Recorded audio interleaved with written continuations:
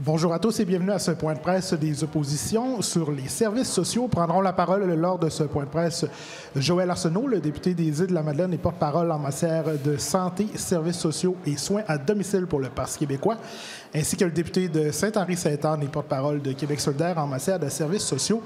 Ils sont également accompagnés de M. Paul Lupien, directeur général de la Confédération des organismes de personnes handicapées du Québec, et de M. Dominique Salgado, directeur général du Comité d'action des personnes vivant des situations de handicap et secrétaire du CA de la COFAN. Alors, M. Arsenault. Alors, merci beaucoup. Bonjour à tous.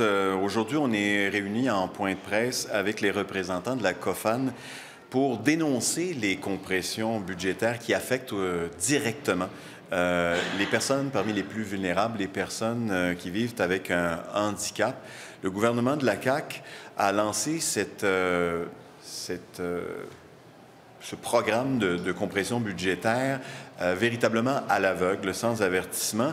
Et ce qu'on voit, c'est que c'est l'omerta dans le réseau de la santé à savoir qu'est-ce qui se passe véritablement et quels sont les impacts et comment ils sont vécus par les citoyens, par les gens du milieu et particulièrement dans les services sociaux. Les témoignages nous parviennent par dizaines, par centaines. Il y a des gens ici qui pourront en témoigner dans quelques instants. Et ce qu'il faut dire, c'est que contrairement aux propos du ministre de la Santé, M. Dubé, ce sont véritablement les bénéficiaires, les usagers des services sociaux et les patients qui paient le prix du régime de compression actuel, des coupes qui touchent, je l'ai déjà mentionné, de façon disproportionnée les personnes en situation de handicap. On peut penser évidemment aux coupures dans les chèques emploi-service, la réduction des heures qui sont accordées également, l'interruption du programme d'adaptation à domicile et j'en passe. Et plus grave encore, la CAQ refuse d'admettre qu'il y a actuellement des compressions dans le réseau. Le gouvernement n'a toujours pas donné son plan sur les compressions et sur ses impacts.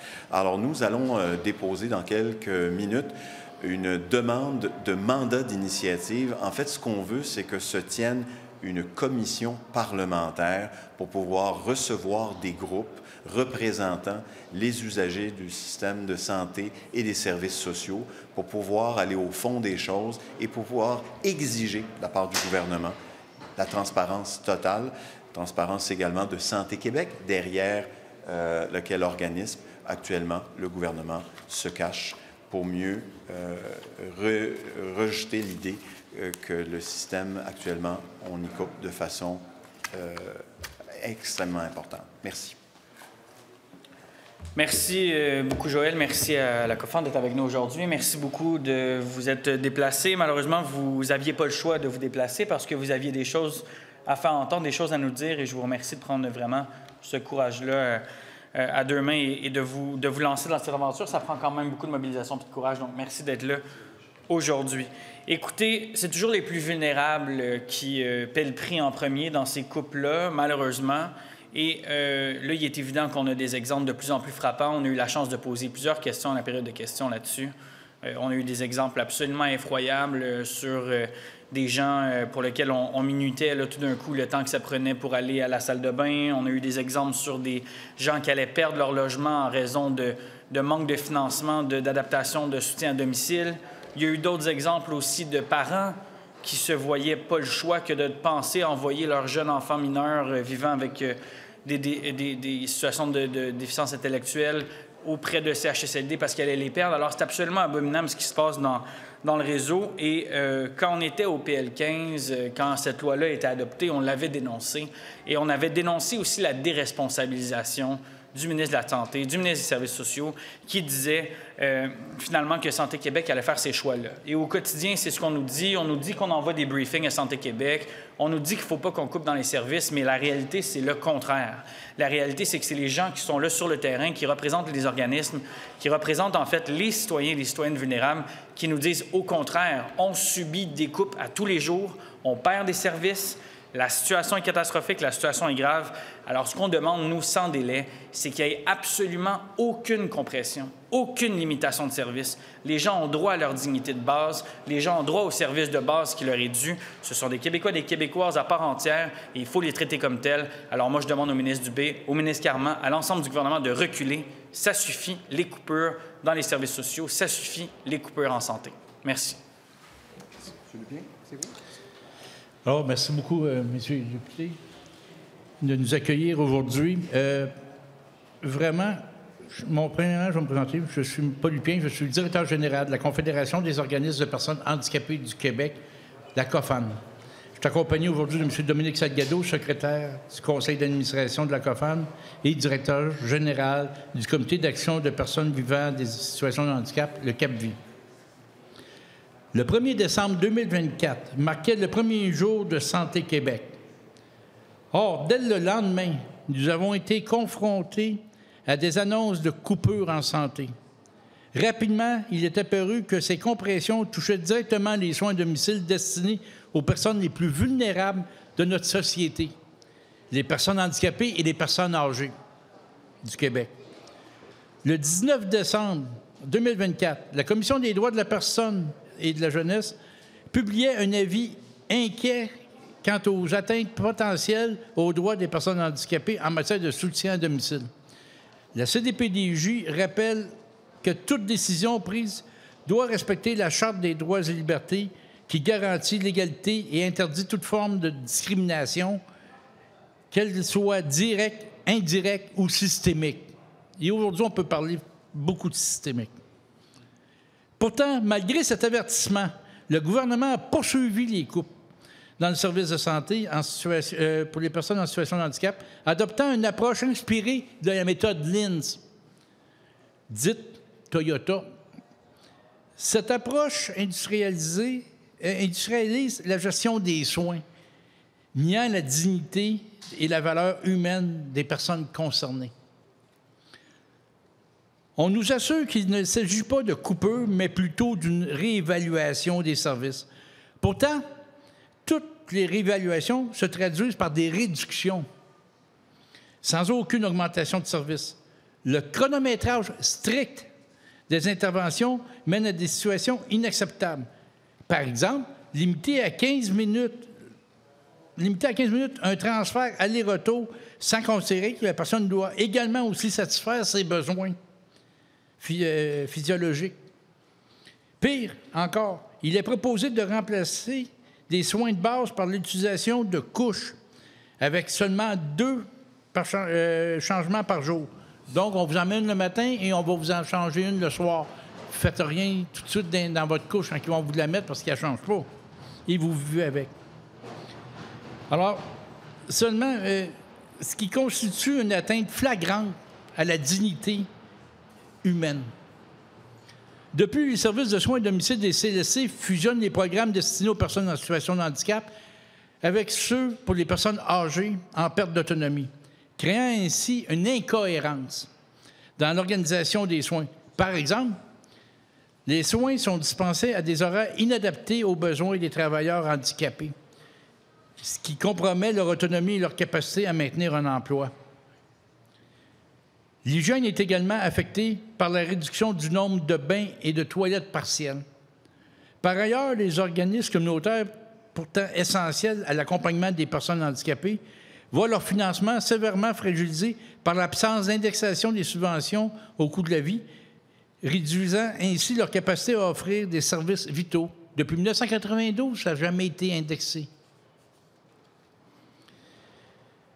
Le répit des proches aidants subit également des coupes drastiques, voire des abolitions complètes dans certaines régions. Pourtant, ces proches doivent souvent veiller 24 heures sur 24 sur leurs proches en situation de handicap. Pendant ce temps, les salaires des administrateurs de la santé sont augmentés et une nouvelle structure administrative, Santé Québec, s'ajoute à l'existence sans transparence ni réelle reddition de comptes. Le Québec est déjà en queue de peloton au Canada en matière de qualité des soins à domicile, se classant 11e avec un budget de 61 milliards pour une population de 9 millions d'habitants.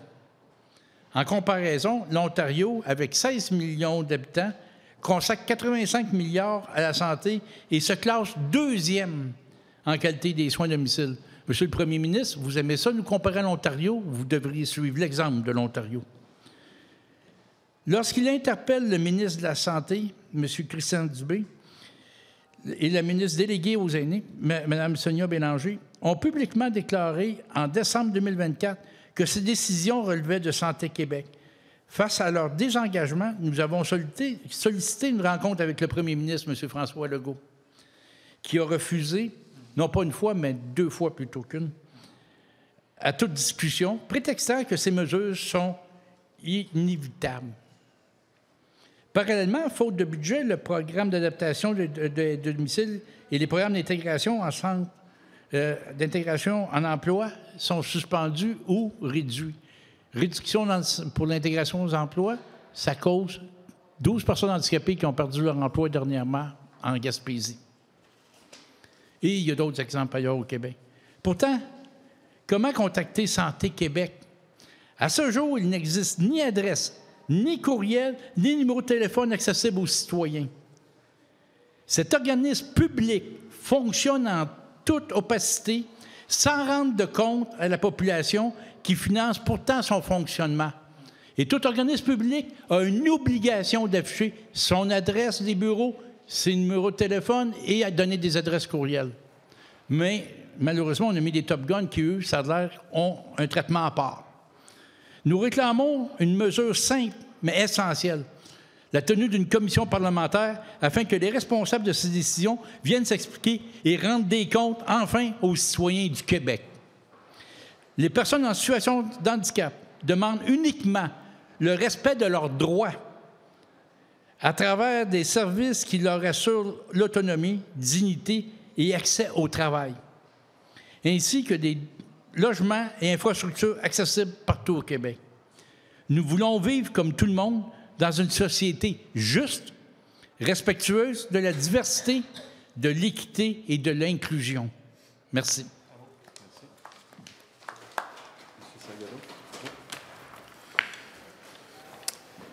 Alors, Mesdames, Messieurs, membres des médias, élus de l'Assemblée nationale, citoyens engagés, bonjour. Bonjour à tous. Bonjour, Paul. Mon nom est Dominique Salgado. Je suis directeur général du CAPVI, qui est le Comité d'action des personnes vivant des situations de handicap, et également secrétaire du conseil d'administration de la COFAM, la Confédération des organismes de personnes handicapées. Je prends la parole aujourd'hui avec un sentiment d'urgence et aussi de colère. Urgence parce que chaque jour au Québec, des milliers de personnes en situation de handicap et aussi des aînés voient leurs heures de soins réduites et leurs services coupés et ainsi leur dignité bafouée. Colère parce que ces décisions ne sont pas des erreurs isolées. Elles sont le résultat direct d'un système malade, géré avec une froideur comptable et inspiré de méthodes de gestion inadaptées aux soins de santé. Nous avons atteint un point de rupture, le scandale récent d'un vieil homme à qui on a demandé de se déshabiller avant même l'arrivée de sa préposée pour gagner du temps, est la preuve ultime que l'humain est maintenant sacrifié sur l'autel de la performance. Cette logique dictée par la nouvelle gestion publique et de forme de lean management ne doit plus guider l'organisation des soins à domicile. Optimiser un système de production industrielle est une chose, gérer des soins aux personnes vulnérables comme une chaîne de montage, c'en est une autre. Depuis plusieurs années, le gouvernement applique une vision strictement comptable et centralise des soins à domicile où la priorité est donnée à la réduction des coûts et à la performance statistique plutôt qu'à la qualité des soins. Eh bien, le résultat, des coupures massives dans les heures de service, des travailleurs épuisés, contraints d'expédier des soins essentiels en un temps record, des patients laissés à eux-mêmes, traités comme des chiffres plutôt que comme des êtres humains. Il faut mettre fin à cette gestion inhumaine et centralisée. Nous exigeons une commission parlementaire immédiate sur l'état des soins à domicile au Québec. Une commission parlementaire permettrait d'entendre des experts, des soignants, des patients et aussi des proches aidants. afin de faire toute la lumière sur la déroute des soins à domicile et d'identifier des solutions durables.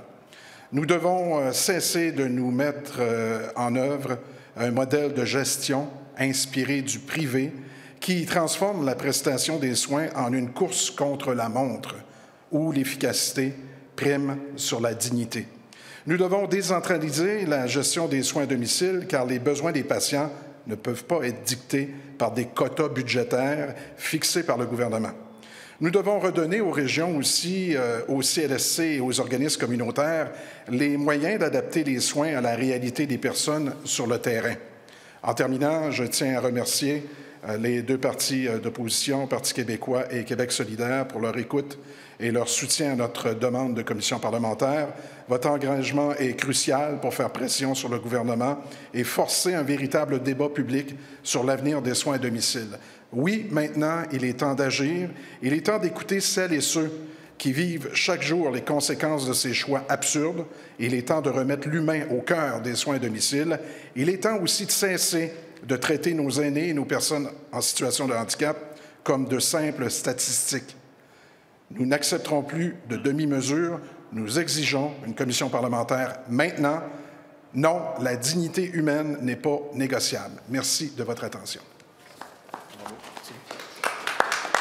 Merci beaucoup. C'est ce qui conclut le point de presse.